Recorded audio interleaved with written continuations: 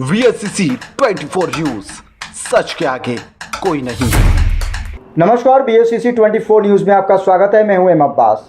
केंद्रीय मंत्री चिराग पासवान ने तेजस्वी यादव को जवाब देते हुए कहा कि प्रधानमंत्री के विकास कार्य बिहार में उन्हें नहीं दिखते। पटना एयरपोर्ट के बाद पूर्णिया एयरपोर्ट का उद्घाटन होना है। विपक्ष जनता को भरमा रही है।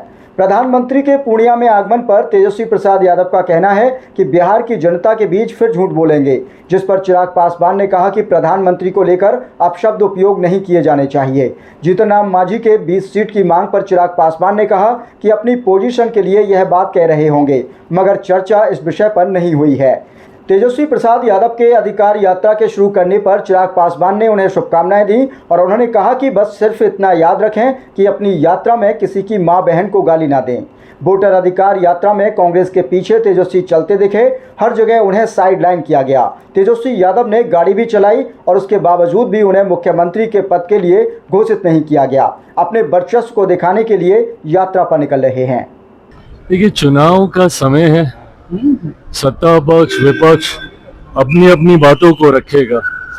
इस बात में कहीं कोई दो राय नहीं है कि जिस तरीके से बिहार में प्रधानमंत्री जी के तीसरी बार प्रधानमंत्री पद की शपथ लेने के बाद एक के बाद एक विकास की बड़ी परियोजनाओं को धरातल पर उतारा गया है, जिसमें सिर्फ शिलान्यास ही नहीं, उद्घाटन भी उसमें शामिल है।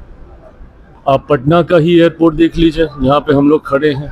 कल पूर्णिया का एयरपोर्ट, एम्स हो, अलग अलग क्षेत्र से जुड़े हुए छोटी बड़ी तमाम परियोजनाओं को इस सोच के साथ कि किस तरीके से बिहार को एक विकसित राज्य बनाया जा सके। अब ऐसे में अगर विपक्ष को ये सारी बातें नहीं दिखती और उनको सिर्फ भ्रमित करने वाले मुद्दों को ही जनता के बीच लेकर जाना है, SIR का मुद्दा हो, संविधान का हो, यही सारी बातों को अगर उनको जनता के बीच लेकर जाकर उन्हें भ्रमित करने का ही कार्य करना है, तो ये विपक्ष की सोच हो सकती है। और इसी नकारात्मक सोच ने बिहार का नुकसान किया। बहरहाल NDA के तमाम दल एक सकारात्मक सोच के साथ बिहार को विकसित राज्य बनाने के लक्ष्य के साथ हम लोग आगे बढ़ रहे हैं। अब जिसको जो कहना है वो कहे।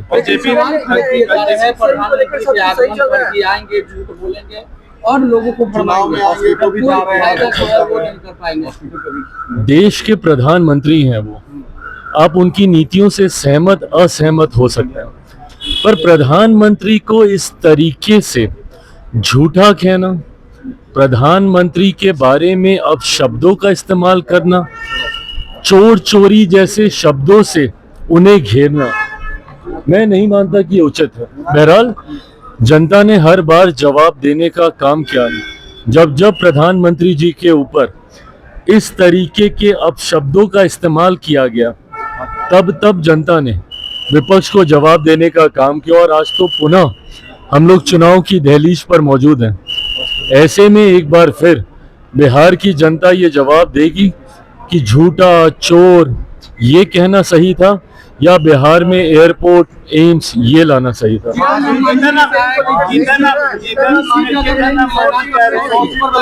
रहे हैं कि 20 सीट नहीं मिला तो 100 सीटों पर लड़ेंगे, क्या कहिएगा? कुछ नहीं, अपनी पोजीशनिंग जरूर वो कर रहे होंगे, पर हकीकत है कि अभी चर्चाओं की शुरुआत नहीं हुई।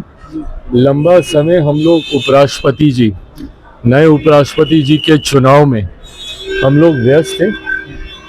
अब जबकि नए उपराष्ट्रपति जी ने शपथ ग्रहण करके अपना कार्यालय और अपना कार्यभार संभाल लिया है, मैं मानता हूं कि अब औपचारिक तौर पर जल्द चुनाव को लेकर, सीटों के बंटवारे, सीटों के चयन को लेकर अब चर्चा की शुरुआत शुरू होगी।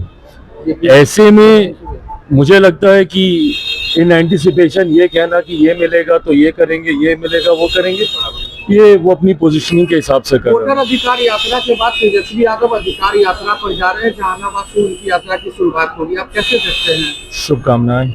बस इतना ध्यान रखें कि फिर किसी की माँ बहन को उनकी यात्रा में गाली ना दी। वोट अधिकार यात्रा में उनको अहमियत नहीं मिली, इस वजह से अधिकार यात्रा निकाल रहे हैं। जिस तरीके से उन्होंने किसी दूसरे के पीछे, और वो भी एक ऐसी पार्टी जो पूरी तरीके से कम बिहार में अपना जनाधार खो चुकी है, कांग्रेस के नेता के पीछे वो चलते दिखे, और जिस तरीके से हर जगह उनको साइडलाइन किया गया, उनके लिए गाड़ी तक वो चला लिए, पर उसके बाद भी उनके चेहरे को कांग्रेस के क्या नेता प्रतिपक्ष के द्वारा उनके चेहरे को मुख्यमंत्री पद के लिए घोषित नहीं किया गया।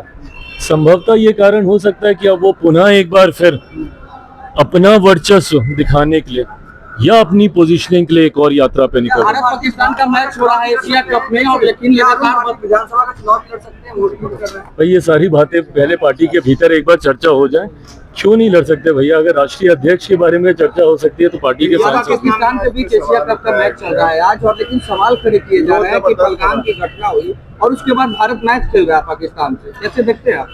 देखिए, ये फैसला अगर आप व्यक्तिगत तौर पे पूछेंगे तो यकीनन उन भावनाओं को ठेस पहुंचती है जिन्होंने अपनों को, और मैं सिर्फ ये मौजूदा आतंकी हमले का मैं जिक्र नहीं कर रहा हूं, निरंतरता में जिस तरीके से पाकिस्तान ने आतंकियों को, आतंकवाद को बढ़ावा देने का कार्य किया, ऐसे में यकीनन जिन लोगों ने उस पीड़ा को झेला है, सहा है, यकीनन उनकी भावनाओं को ठेस पहुंचती है।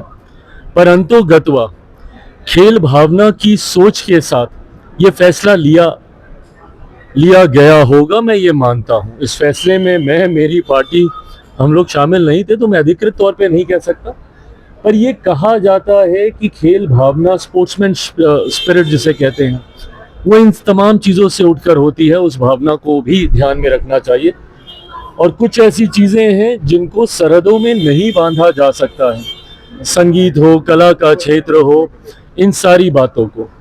पर हाँ, अगर ऐसे में किसी भी भारतीय की भावना आहत होती है, उसको ठेस पहुंचती है, तो यकीनन इस खेल से जुड़े हुए नीति निर्माताओं को उस भावना का भी ध्यान जरूर रखना चाहिए। आप लोग सीटों को लेकर बातचीत कर रहे हैं कि सब सीटों पर लड़िएगा आप लोग? कोई ऐसा नया जवाब नहीं है जो मैं आपको इस सवाल का दूंगा। जब बातें होंगी, जो फैसला होगा वो आपके सामने सबसे पहले आएगा।